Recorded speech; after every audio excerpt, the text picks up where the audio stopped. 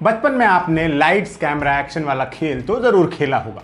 Action सुनते ही आप क्या करते थे? या तो कराटे किड की तरह पोज देते या फिर हथियार नुमा चीज से मारने या बचने की कोशिश करते। हम सब मार धाड़ वाली फिल्में देखकर ही बड़े हुए हैं, जहां हीरो एक्शन बोलने पर विलन को घूसा या ज्यादा से ज्यादा लात मारता है। मगर अब वक्त बदल चुका है। अब मार धाड़ के साथ साथ खून खराबा भी वक्त की जरूरत बन चुका है। अब बागी 4 का टीजर देखाइए, खुद समझ जाएंगे। सिर्फ 1 मिनट 50 सेकंड में आपको इतना खून दिखेगा जितना शायद ही आपकी बॉडी पंप करती होगी। अतिशयोक्ति है, लेकिन कहने का मतलब बस इतना सा है कि कहानी में अब खून का दिखना एक जरूरी इंग्रेडिएंट बन चुका है। बागी 4 में टाइगर श्रॉफ और संजय दत्त लीड रोल में है और दोनों ने ही टीजर में खूब खून बहाया है। लेकिन ये फिल्म ऐसी अकेली फिल्म तो नहीं है। पहले भी इंडियन सिनेमा में ऐसी फिल्में बनी हैं जिनमें जमकर हिंसा थी। आइए एक नजर उन पर भी डालते हैं।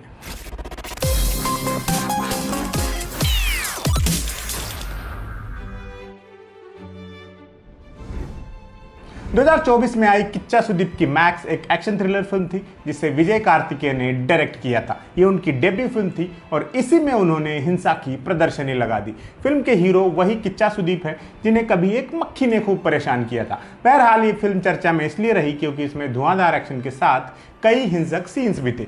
ये इंस्पेक्टर अर्जुन महाक्षय उर्फ मैक्स नाम के एक आम पुलिस वाले की कहानी है जिसकी एक गलती उसे ताकतवर लोगों के सामने लाकर खड़ा कर देती है। फिर वो अपने अंदर के राक्षस को बाहर निकालता है। ये एक फुल मसाला एक्शन फिल्म थी जिसमें खून खराबे वाले कई सीन्स थे। आप देखना चाहते हैं तो ZEE5 पर उपलब्ध है। 2024 में ही एक मलयालम फिल्म भी आई थी जिसे इंडियन सिनेमा की सबसे वॉयलेंट फिल्म कहा गया। फिल्म का नाम था मार्को और इसे हनीफ अडेनी ने डायरेक्ट किया था। इसमें उन्नी मुकुंदन, सिद्दीक और जगदीश जैसे एक्टर्स थे। ये फिल्म बिना किसी शोर शराबे के आई थी और माउथ पब्लिसिटी के दम पर जबरदस्त परफॉर्मेंस दी थी। ये एक गैंगस्टर और उसके एडॉप्टेड बेटे मार्को की कहानी थी। मार्को अपने भाई की मौत का बदला लेने के लिए हिंसा का भयानक तांडव करता है। फिल्म के कुछ हिंसक सीन्स तो दर्शकों तक को असहज कर गए थे। फिल्म की इतनी आलोचना हुई कि इसका वर्ल्ड टीवी प्रीमियर रोक दिया गया था। आज तक ये फिल्म टीवी पर नहीं आ पाई है, यहाँ तक कि इसे OTT से भी हटाने की मांग की गई है। फिलहाल OTT पर है और आप में इसे देखने का जिगरा हो तो प्राइम वीडियो और सोनी लिव पर अवेलेबल है। 2024 में आई धर्मा प्रोडक्शन की किल उस साल की सरप्राइज हिट साबित हुई थी। इसे निखिल नागेश भट्ट ने डायरेक्ट किया था और इसके 3 अहम कलाकार थे, राघव जुयाल, तान्या मानिकतला और लक्ष्य। कहानी एक कमांडो और उसकी गर्लफ्रेंड की है जो दिल्ली की एक ट्रेन में सवार होते हैं और जिसमें हमारा मेन विलन डकैती डालने पहुंच जाता है। इस डकैती के दौरान ही कुछ ऐसा होता है कि लिटरली मौत का खेल शुरू हो जाता है। फिल्म में बहुत ही स्टाइलिश एक्शन सीन्स थे और इफरात में खून खराबा था। चाकू, छुरे और देसी हथियारों से हिंसा की एक पेंटिंग बना दी गई थी। लक्ष्य, राघव और तान्या तीनों की परफॉर्मेंस को काफी सराहा गया था। आप देखना चाहें तो आपको जियो हॉटस्टार पर मिल जाएगी। सोनू सूद डायरेक्टर बने और ऐसे बने कि अपनी पब्लिक इमेज से हटकर किरदार में दिखाई दिए। उनकी डायरेक्ट की हुई पहली फिल्म फतेह 2025 के पहले महीने में आई थी और इस फिल्म की खासियत सिर्फ इसके एक्शन सीक्वेंस नहीं है बल्कि वो टेक्नोलॉजी वाला मसाला है जो आपको हॉलीवुड की स्पाई मूवीज की याद दिलाएगा। फिल्म में सोनू सूद एक ऐसे हीरो बने हैं जो साइबर क्राइम के खिलाफ लड़ाई छेड़ देता है। साथ में जैकलिन फर्नांडिस, नसीरुद्दीन शाह और विजय राज भी हैं। फिल्म में तबीयत से हिंसा थी लेकिन जानकारों का कहना है कि उसे बड़े स्टाइलिश ढंग से कोरियोग्राफ किया गया था। इस फिल्म को सिनेमाघरों में तो ज्यादा सफलता नहीं मिली थी लेकिन OTT पर इसके काफी प्रशंसक बने। देखने का मन हो तो जियो हॉटस्टार पर अवेलेबल है।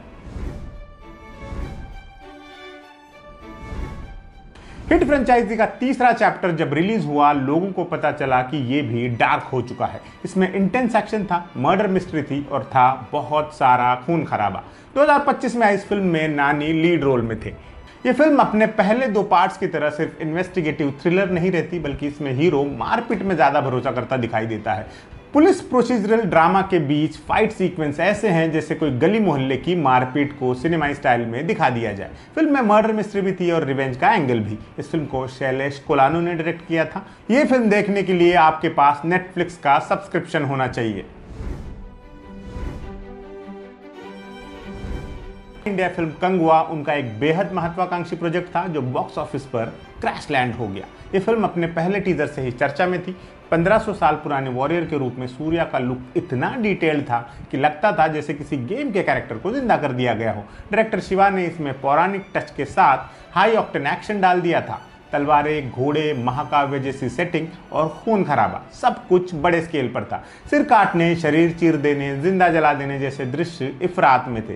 फिल्म का स्केल और स्कोप बहुत बड़ा था, बावजूद इसके ये फिल्म बहुत बड़ी फ्लॉप रही। इसके बेतहाशा लाउड बीजीएम को कोसने के लिए लोगों ने अलग से समय निकाला। सूर्या के अलावा इसमें बॉबी देओल और दिशा पाटनी ने भी काम किया है। ये बॉबी का तमिल डेब्यू था। इसे सूर्या की करियर की सबसे महंगी फिल्म माना जाता है और शायद सबसे बड़ी डिजास्टर भी। आप में देखने की हिम्मत हो तो प्राइम वीडियो पर पहुंचिए।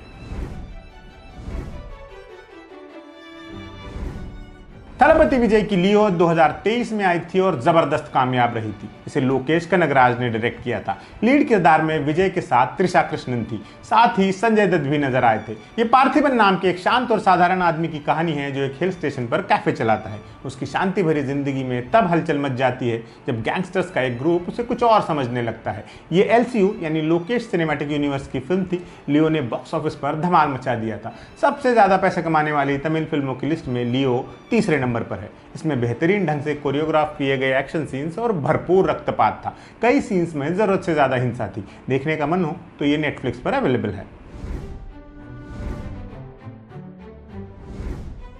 प्रशांत नील की केजीएफ के दोनों पार्ट 4 साल के अंतराल में रिलीज हुए और दोनों में दो चीजें कॉमन थी, यश का स्वैग और भरपूर वायलेंस। फिल्म में बाकायदा एक डायलॉग ही था, violence violence violence, I don't like it, I avoid, but violence likes me, I can't avoid. जब ऐसा ऐलान ही कर दिया जाए तो हिंसा तो फिल्म का अभिन्न अंग होनी ही है। ये दोनों फिल्में इंडियन सिनेमा की सफलतम फिल्मों में से हैं। रॉकी भाई के किरदार में यश ने तो ऐसी परफॉर्मेंस दी कि देश भर में हर दूसरी बाइक पर कोई ना कोई लड़का रॉकी बनकर घूमने लगा। कहानी कोलार गोल्ड फील्ड्स के गैंगवार और माफिया पॉलिटिक्स के इर्द गिर्द घूमती है। केजीएफ के लोगों का न्याय करने यश रॉकी बनकर आता है। पहला चैप्टर सेटअप है, दूसरा चैप्टर धमाका, हिंसा, इमोशन और बैकग्राउंड म्यूजिक, तीनों में ही ये फिल्म लार्ज एक्सरसाइज है। इसके दोनों ही पार्ट्स प्राइम वीडियो पर अवेलेबल हैं।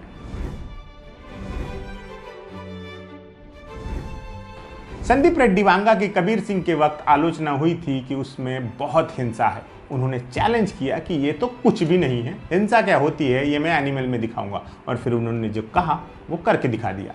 एनिमल में इतनी हिंसा है कि एक पॉइंट के बाद वो भी भत्स लगने लगती है। रणबीर कपूर ने इस फिल्म में अपने करियर का शायद सबसे दमदार और सबसे कंट्रोवर्शियल किरदार निभाया है। फिल्म में उनके अलावा अनिल कपूर, रश्मिका मंदाना और तृप्ति डिमरी जैसे कलाकार थे।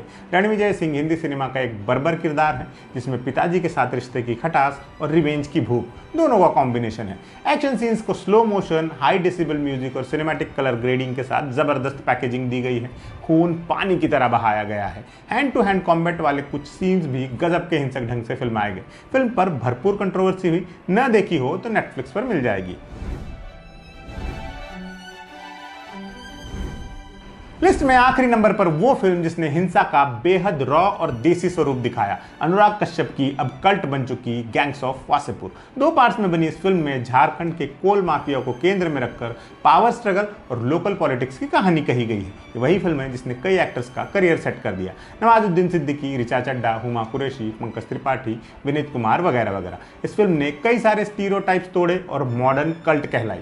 इसमें भी भरपूर मात्रा में हिंसा थी। इनफैक्ट फिल्म का आखिरी सीन तो बहुत ही खून खच्चर भरा था। इसी वजह से सीबीएफसी ने इसे ए सर्टिफिकेट दिया था। बहरहाल गैंग वॉर का 60 साल का इतिहास दिखाने वाली इस फिल्म ने मीम वर्ल्ड को भी काफी कुछ बख्शा है। इसके कई डायलॉग्स अमर हो गए, चाहे जब तक सनीमा है हो, या बाप का दादा का हो, या फिर हजरात हजरात हजरात, ये तो सबने देख ही रखी होगी। फिर भी कोई रीविजिट करना चाहता हो तो जियो हॉटस्टार चला ले।